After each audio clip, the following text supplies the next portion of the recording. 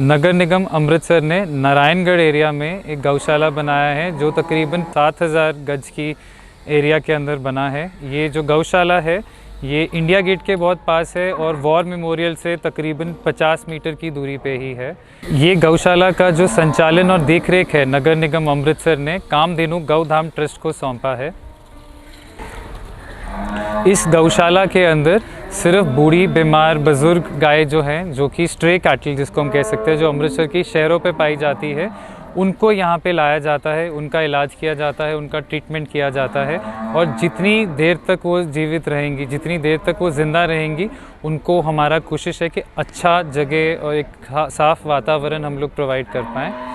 आप इसे ऐसे कह सकते हैं जैसे कि एक वृद्ध आश्रम है, ये एक ओल्ड एज होम है गाय के लिए जो कि बीमार है या बुज़ुर्ग है, जो डेयरी फार्म ओनर्स ने सड़कों पे निकाल दी है ऑलरेडी। और वहाँ से जब हमारे को कोई कॉल आता है तो वो गौशाला में यहाँ पे लाई जाती है। जैसे ही हमने ये गौशाला का ज़िम्मा सौंपा है तो तकरीबन 3 या 4 चीज़ें हैं जो हम इमीडिएट बेसिस पे यहाँ पे शुरू कर रहे हैं। जो सबसे पहला चीज़ है साफ़ सफाई। इस गौशाला को हम एक घर की तरह चलाना चाहते हैं जिसमें गायें रहती है। तो अगर आप घर का बात करते हैं तो 3 से 4 मेन पॉइंट्स निकल के आएंगे। सबसे पहला पॉइंट है साफ़ सफाई। जब किसी भी जगह पे साफ़ सफाई बहुत अच्छी रखी जाएगी तो ऑटोमेटिकली जो काफ़ी बीमारियां हैं वो ख़त्म हो जाती हैं। तो इस जगह पे अगर आप देखेंगे ध्यान से तो काफ़ी एरिया कच्चा भी है, अभी कॉरपोरेशन ने अभी भी काफ़ी सिविल वर्क पेंडिंग है जो भी करके देना है। लेकिन इन द मीन टाइम जो एरिया हमारे पास है उसको ही हम बहुत अच्छे से अगर क्लीन रखें, जो कि हमने करना भी शुरू कर दिया है, यहाँ से काफ़ी बीमारियाँ ऑटोमेटिकली ख़त्म हो जाएंगी और एक साफ़ वातावरण इन गायों के लिए यहाँ पे प्रोवाइड किया जाएगा। दूसरा चीज़ जो मैं बात करना चाहूँगा, मेडिकल केयर जो बाहर बिल्कुल भी अवेलेबल नहीं है। जहाँ से आई हैं, जिस कंडीशन में ये आई हैं, इनके पेट में प्लास्टिक है या कोई एक्सीडेंट है जो इनके साथ हुआ है जिसके कारण ये यहाँ पे आई हैं, तो इमीडिएट चीज़ जो है यहाँ पे मेडिकल असिस्टेंस इनको मिलता है। हमारे पास एक पैरावेट है जो 24/7 यहाँ पे रहता है और एक वेट हमने हायर किए हैं जो यहाँ पे time to time emergency cases देखने के लिए आते हैं और फर्दर गाइडेंस देते हैं कि गौशाला कैसे चलाया जाना चाहिए। तो सबसे इम्पॉर्टेंट चीज़, जैसे ही कोई गाय आती है उसका मेडिकल टेस्ट किया जाता है और उसके बाद उसको हम लोग उसका रिपोर्ट कार्ड बना के उसको हम लोग अंदर फिर एडमिट करते हैं एक तरीके से। तो जो भी कोई भी आगे कार्रवाई होती है उस रिपोर्ट कार्ड के अंदर इनका हम लोग रिकॉर्ड अपडेट करते रहते हैं, टाइम टू टाइम कौन सी दवाई दी जा रही है और कैसे काम होता है। इस गौशाला को लेके हमारा बहुत अच्छा एक विज़न है जिसमें से कुछ पॉइंट्स है जो मैं आप सबके साथ शेयर करना चाहता हूँ। सबसे पहला पॉइंट है हमारा से नो टू डेयरी बिज़नेस। जो डेयरी का व्यापार है उसके कारण है जो गाय यहाँ पे आई है, बिकॉज़ डेयरी का इतना डिमांड है जिसको फुलफ़िल करते करते इन गाय पे इतना क्रूअल्टी ऑलरेडी इन्होंने सहा है। तो बिकॉज़ ये इनके लिए एक सेकंड होम है तो यहाँ पे हमारा 100% ये प्रॉमिस है कि हम लोग कोई भी यहाँ पे डेयरी का व्यापार नहीं करेंगे। इनफैक्ट यहाँ पे जितनी भी गायें हैं, गिनके 3 या 4 हैं जो दूध देती हैं, जितना भी इनका दूध है यहाँ पे इनके कुछ बच्चे हैं जिनको दे दिया जाता है। अगर कुछ एक्स्ट्रा दूध बनता है यहाँ पे बचता है तो वो स्टाफ यूज़ कर लेता है। अगर उसके बाद कभी भी कुछ एक्स्ट्रा गाय का दूध बचा तो वो हम लोग फ्री ऑफ कॉस्ट आगे प्रोवाइड करने वाले हैं। हम निस्वार्थ सेवा और निस्वार्थ प्रेम में विश्वास करते हैं और इसी को आगे लेते जाते हुए चाहे जिस तरह की भी नस्ल हो गाय की, चाहे वो देसी हो, चाहे वो विलेती हो, चाहे वो प्योर हो, चाहे वो मिक्स ब्रीड हो, किसी भी गाय के साथ ब्रीड के आधार पे, उनकी नस्ल के आधार पे कोई भेदभाव कभी भी यहाँ पे नहीं किया जाएगा। और जितना अच्छा मेडिकल ट्रीटमेंट हमने किसी एक गाय को दिया है वो दूसरी गाय को मिलेगा और जितना ही प्रेम एक गाय को मिला है वो यहाँ पे दूसरी गाय को भी मिलेगा। हमारे पास यहाँ पे एक पैरावेट है जो 24 घंटे यहाँ पे रहते हैं, रात को भी यहीं सोते हैं, और एक वेट है हमारे पास जो दिन के तकरीबन 4 घंटे यहाँ पे लगाते हैं। यहाँ पे जितनी भी गायें हैं उनको फ्री मेडिकल ट्रीटमेंट प्रोवाइड किया जाता है। और इसके साथ साथ अमृतसर शहर में अगर कोई भी व्यक्ति कोई भी गाय यहाँ पे लेके आता है, उसको कोई भी ट्रीटमेंट का ज़रूरत है मेडिकल बेसिस पे, उसका ट्रीटमेंट भी फ्री किया जाएगा। अगर उसका कोई सर्जरी भी करने वाला है, अगर वो यहाँ पे पॉसिबल है, वो सर्जरी भी यहाँ पे फ्री ऑफ कॉस्ट प्रोवाइड किया जाएगा। अगर कोई मेडिकेशन का भी फर्दर ऑन ज़रूरत है तो यहाँ से उस गाय के लिए वो मेडिकेशन भी जो है वो फ्री में प्रोवाइड की जाएगी। इस गौशाला को हम इन्वायरमेंटली और इकोनॉमिकली सस्टेनेबल बनाना चाहते हैं। जब मैं इन्वायरमेंटली बोलता हूँ तो यहाँ पे कोई भी प्रकार का प्लास्टिक हम अंदर अलाउ नहीं करेंगे। गेट के बाहर ही हम लोग वो डस्टबिन लगा देंगे और टोकरी रख देंगे। आप कुछ भी यहाँ पे दान करने के लिए लेके आए हैं वो टोकरी में आप अंदर लेके आ सकते हैं, बिकॉज़ इनके पेट में वैसे ही बहुत प्लास्टिक है। और होता क्या है, जब आप इनको प्लास्टिक में या कुछ खाना डालते हैं, ये देख लेते हैं प्लास्टिक में आया है, आप गलती से भी कहीं फेंक जाएँ, ये प्लास्टिक खा लेती हैं, कभी भी वो डाइजेस्ट नहीं होता है और पेट में ही इनके रह जाता है। सबसे पहला प्लास्टिक, दूसरा क्लीन एनर्जी। हमारा कोशिश है कि जैसे ही हमारे पास यहाँ पे अच्छे फंड्स आ जाएंगे, हम यहाँ पे सोलर पैनलिंग लगा देंगे और जितना भी इलेक्ट्रिसिटी का यहाँ पे रिक्वायरमेंट है वो हम क्लीन एनर्जी से, रिसोर्स से हम लोग वो एनर्जी प्रोक्योर करेंगे। और कोई भी तरीके का यहाँ पे पोल्यूशन नहीं होना चाहिए, उसको ध्यान में रखते हुए इनका यहाँ पे जितना भी गोबर है, हम लोग म्यूनिसिपल कॉर्पोरेशन को रिक्वेस्ट कर रहे हैं कि यहाँ पे बायोगैस लगा दिया जाए, बायोगैस प्लांट, ताकि वो जितना भी गोबर है उससे बायोगैस बने, उसका फर्दर उत्पादन किसी तरीके से यूज़ किया जाए। और जो स्लरी बनेगा उसका हम फर्दर खाद बना के यहाँ पे लोगों को देना चाहेंगे, जिससे कोई हम लोग वेस्टेज भी जनरेट नहीं कर रहे हैं और ये गौशाला इकोनॉमिकली भी सस्टेनेबल बनाने का हम लोग प्रयास करेंगे।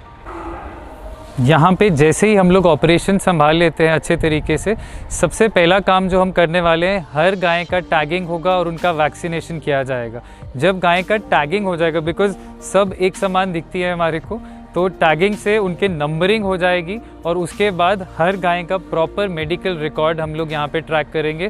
तो कुछ आने वाले कुछ समय के बाद आप यहाँ पे किसी भी गाय का रिकॉर्ड मांगेंगे तो जब से वो गाय आई है और अगर वो किसी कारणवश यहाँ से जाती है तो कितनी देर वो रही यहाँ पे, क्या उसका मेडिकल ट्रीटमेंट रहा, वो प्रॉपर रिकॉर्ड यहाँ पे मेंटेन किया जाएगा। और साथ में वैक्सीनेशन, तो जब टैगिंग होगा जितनी भी रिक्वायर्ड वैक्सीनेशंस है वो गाय की इमीडिएटली की जाएंगी, जिससे ये डिजीज़ से, वैसे ही काफ़ी डिजीज़ से बच जाएंगी।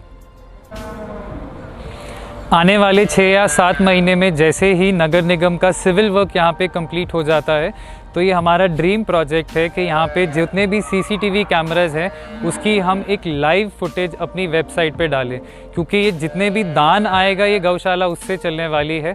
तो हमारी कोशिश रहेगी कि जितने लोगों ने यहाँ पे दान किया है उन्हें दिखे कि ये गौशाला पे उस दान का उपयोग कैसे किया जा रहा है। और आप 24/7, आप चाहे अमेरिका में है, आप चाहे किसी भी दुनिया में किसी भी कोने पे हैं, आप वहाँ पे बैठ के देख पाएंगे हमारी वेबसाइट के द्वारा कि इस समय इस गौशाला में क्या चल रहा है। हम पूरा प्रयास करेंगे कि इस गौशाला को हम एक टूरिस्ट डेस्टिनेशन की तरह प्रमोट कर पाएँ। अमृतसर जो शहर है हमारा, ये गोल्डन टेम्पल के लिए जाना जाता है, अटारी बॉर्डर के लिए जाना जाता है, जलियांवाला बाग के लिए जाना जाता है। तो हमारी सोच है कि जितने भी लोग अमृतसर विज़िट करते हैं, यहाँ पे वॉर मेमोरियल है तकरीबन 50 मीटर की दूरी पर इंडिया गेट से, अमृतसर के इंडिया गेट से। तो जितने भी लोग यहाँ से अटारी बॉर्डर जाते हैं वो यहाँ पे विज़िट करके जाएं, ताकि उन्हें पता लगे कि अमृतसर शहर में म्यूनिसिपल कॉर्पोरेशन, नगर निगम अमृतसर की एक बहुत अच्छी बेहतरीन गौशाला है, जहाँ पे सिर्फ़ और सिर्फ स्ट्रे कैटल का, जो सड़क से उठाई गई गाय हैं, सिर्फ उनका ध्यान बहुत अच्छे से रखा जाता है। इस गौशाला की सारी देखरेख और संचालन जितना भी है वो 100% दान पे निर्भर है। इस गौशाला के जितने खर्चे हैं वो अगर आप डिवाइड करना चाहें तो तकरीबन 5 भाग बनते हैं। सबसे पहला है इनके खाने पीने का, इनका खुराक का खर्चा। दूसरा आ जाता है मेडिकल एक्सपेंसेस का खर्चा। तीसरा आ जाता है यहाँ की जगह की मेंटेनेंस का और इसकी अपकीप का खर्चा। चौथा आ जाता है बिजली का खर्चा, पानी का खर्चा। पांचवा आ जाता है यहाँ पे तकरीबन 15 सेवादार हैं, उनकी सैलरी का खर्चा।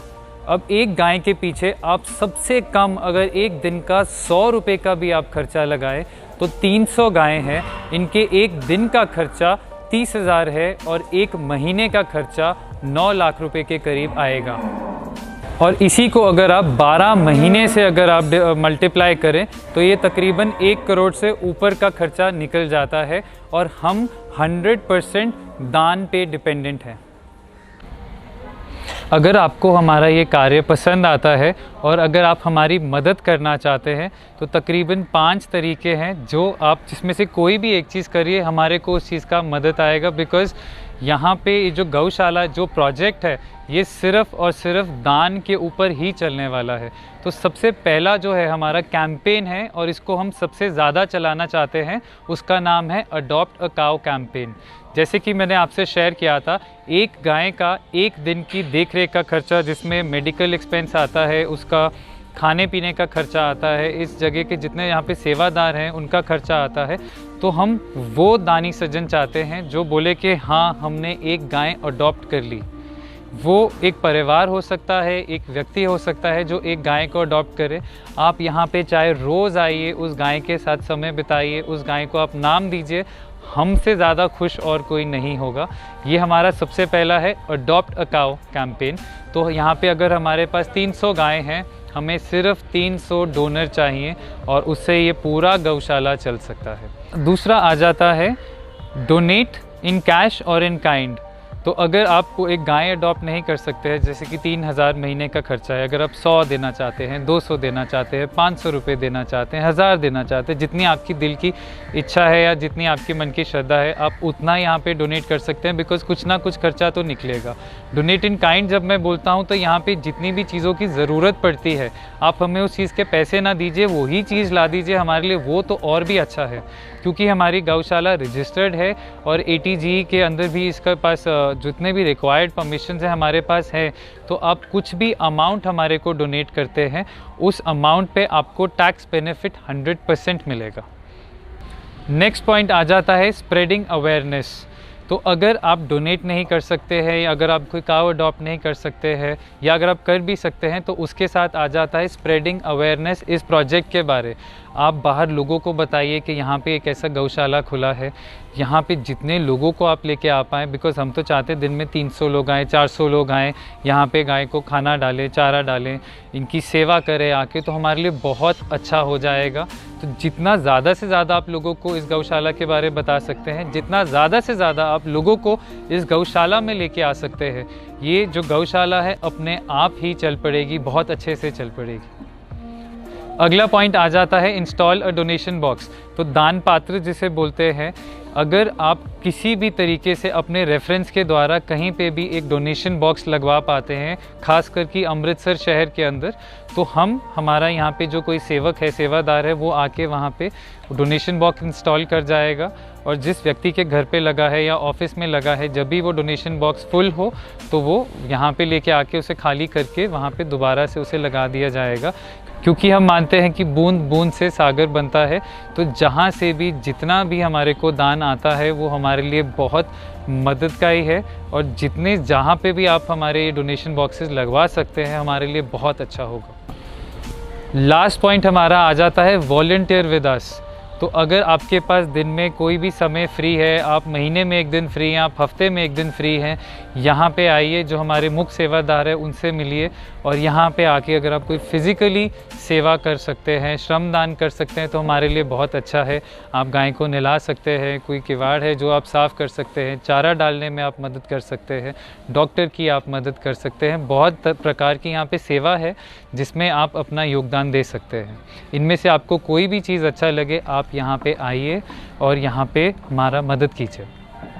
मैं आपको बताता हूँ यहाँ पे गाय आती कैसे है। तो जितनी भी गायें हैं ये मोस्टली यहाँ पे एक डेयरी फार्म में पैदा होती हैं आर्टिफिशियल इंसेमिनेशन के थ्रू। जैसे ही वो गाय तकरीबन 2 साल की होती है, उसे फिर से आर्टिफिशियली इंसेमिनेट किया जाता है, उसका बेबी या बच्चा पैदा होता है, उसके बाद वो गाय दूध देना शुरू कर देती है। तो वो एक डेयरी फार्म में अपनी काफ़ी लाइफ गुजारती है, जहाँ पे वो दूध देती है, बच्चा पैदा करती है, दूध देती है, बच्चा पैदा करती है, दूध देती है, बच्चा पैदा करती है, तब तक जब तक वो कर पाती है फिज़िकली।